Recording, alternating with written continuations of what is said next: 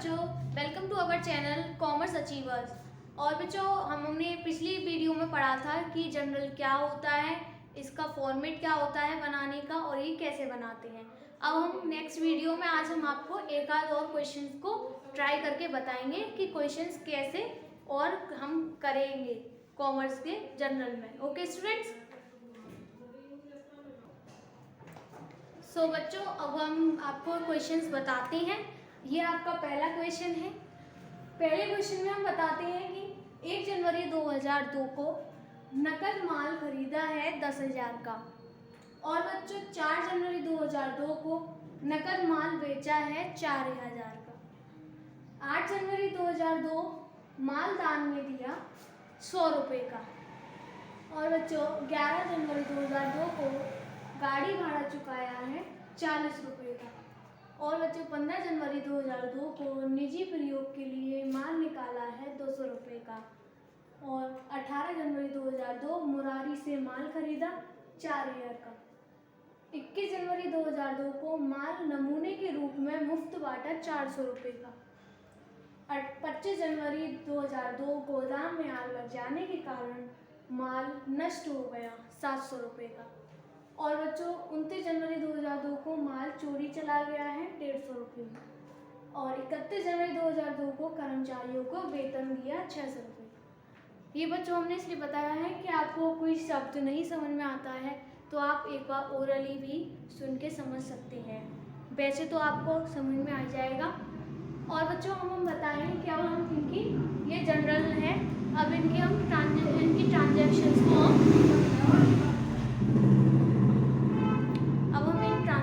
को जनरलाइज करेंगे जर्नल एंट्रियों में। कैसे करते हैं वो हम आज आपको फिर से बताएंगे।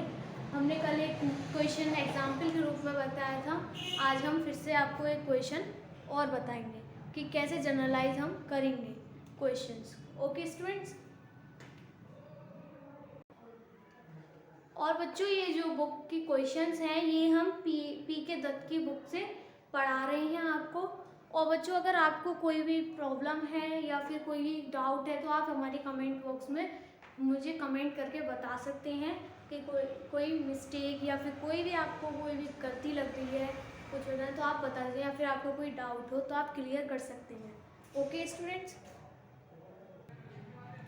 अब देखिए बच्चों, हमने एंट्रीज को जनरलाइज किया है और हम आपको बताएंगे कैसे किया है। 1 जनवरी 2002 को माल खरीदा गया था नकद, ठीक है। तो माल जब नकद खरीदा जाता है तो जब हम क्या करते हैं, क्या आ रहा है हमारे पास, माल आ रहा है, और क्या जा रहा है, पैसा जा रहा है हमारे पास से। हमने माल परचेज किया है तो हमारे पास से पैसा जा रहा है, तो इसलिए हमने क्या एंट्री करी है, purchase account debit to cash account. Because क्योंकि being goods bought by cash, क्योंकि क्या हुआ है, परचेज क्यों आया है, क्योंकि हमने गुड्स को परचेज किया है और कैश हमने उसके बदले में दिया है। जब भी तो हमने माल खरीदा है तो इसलिए हम क्या करेंगे, purchase account debit to cash account, और उसकी अमाउंट है 10,000 डेबिट साइड में और 10,000 ही क्रेडिट साइड में। और जो हमने बताया था उसी तरीके से लिखा जाएगा, डेबिट जो होता है उसके आगे डेबिट का अमाउंट, क्रेडिट जो होता है उसके आगे क्रेडिट अमाउंट, वो भी डेबिट वाले कॉलम में और क्रेडिट वाले कॉलम में। अब हम बच्चों आपको सेकंड बताते हैं। 4 जनवरी 2002 को माल नकद बेचा है। क्या किया है, माल नकद बेचा है। तो जब माल नकद बेचेगा तो पैसे हमारे पास आएंगे और माल हमारे पास से जाएगा, तो उसकी एंट्री क्या होगी, cash account debit to sales account, क्योंकि माल हमने बेचा है तो हमने तो सेल किया है और हमारे पास क्या आया है, पैसा आया है, तो उसकी एंट्री होगी cash account debit to sales account. और नरेशन हम उसका लिखेंगे being goods sold on cash, ठीक है, और अमाउंट लिखेंगे हम उसका 4,000 एंड 4,000।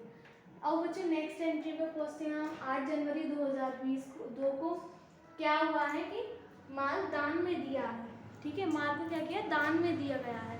जब माल दान में दिया जाएगा तो बच्चों हम क्या करते हैं, donation account debit to purchase account लिखते हैं। क्यों लिखते हैं, आप ये सोचेंगे कि परचेज क्यों आया, हमने क्या गुड्स खरीदा है, पर नहीं बच्चों, जब हम माल को अगर हम कभी दान कर रहे हैं या फिर गुड्स को ही हम, अगर हम गुड्स को पर्सनलाइज गुड्स को ही हम दान कर रहे हैं या फिर हम उसको अपने पर्सनल यूज़ के लिए निकाल रहे हैं या फिर गुड्स का ही नुकसान हुआ है आग लगने की वजह से, तो हम उसमें परचेज ज़रूर लिखते हैं। ये एंट्री होती है डोनेशन। अगर हमने गुड्स को एडवर्टाइजमेंट के रूप में दिया होता तो इसमें आता advertisement account debit to purchase account. ऐसे ही बच्चों अब हमने क्या करा है कि गुड्स को डोनेशन में चैरिटी में डोनेट किया है।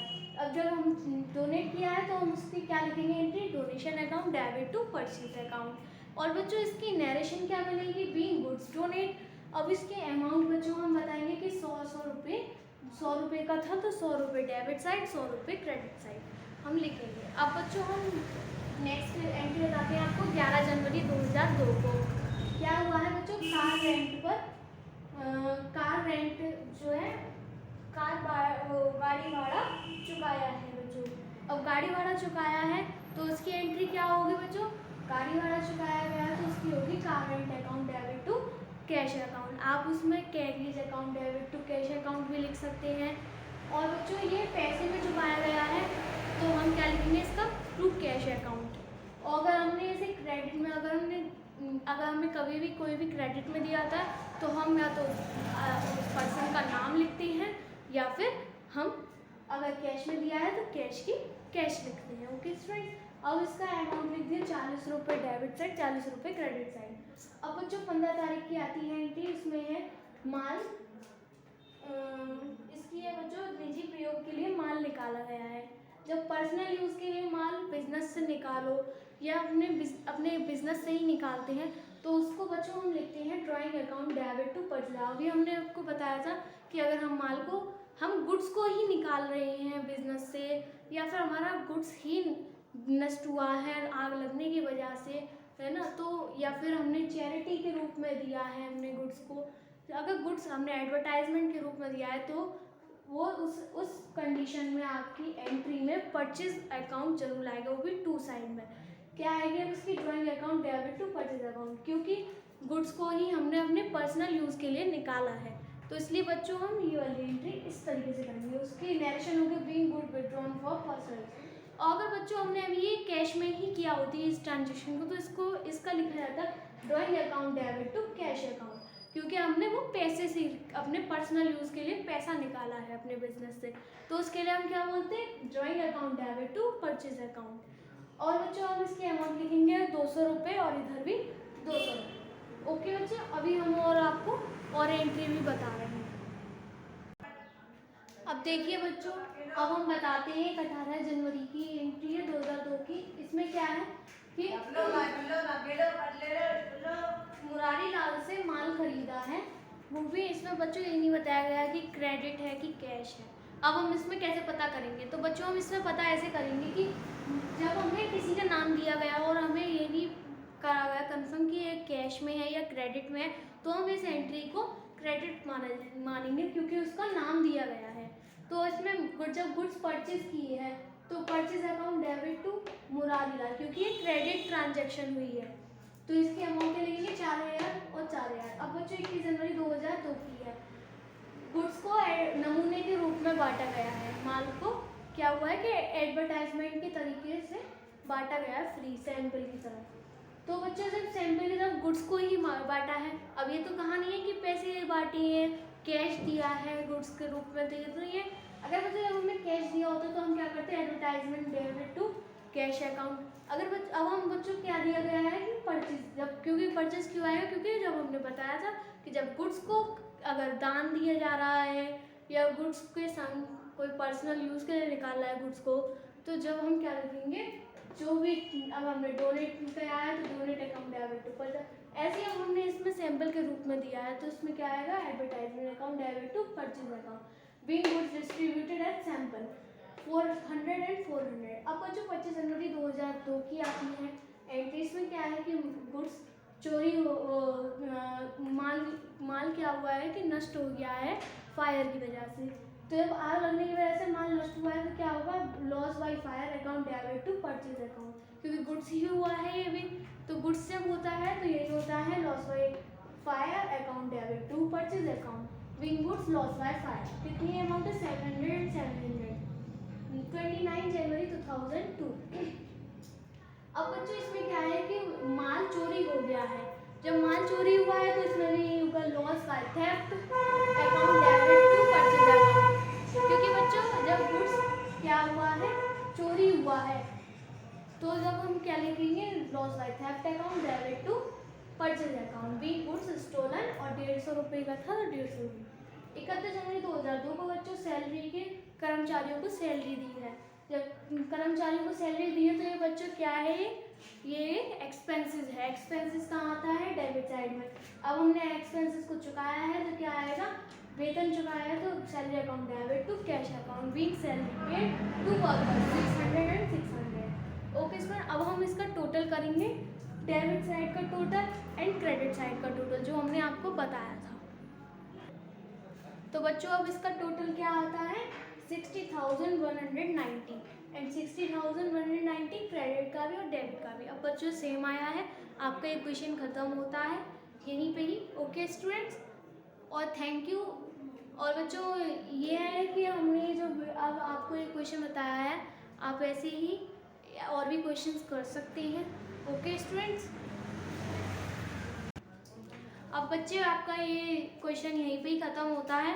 और प्लीज़ बच्चों हमारे चैनल को सब्सक्राइब और लाइक शेयर कमेंट ज़रूर करें।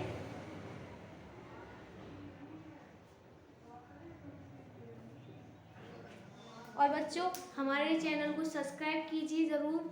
अगर आपको हमारी वीडियो अच्छी लगती हैं, अगर हमारा आपको पढ़ाना अच्छा लगता है तो आप हमारी वीडियो को ज़रूर लाइक सब्सक्राइब और शेयर एंड कमेंट ज़रूर करें। अगर आपको कोई डाउट है तो आप वो भी आप कमेंट करके हमें बता सकते हैं। और बच्चों और हम आगे की वीडियो आपको डालते रहेंगे। और बच्चों आपका हमने ये चैप्टर कंप्लीट करवा ही दिया है जनरल। अब हम आपको नेक्स्ट चैप्टर बताएंगे, उसके और क्वेश्चंस और उसमें चैप्टर में क्या है हम बता देंगे आपको, क्या टॉपिक पढ़ाएंगे हम आगे। Okay students, thank you.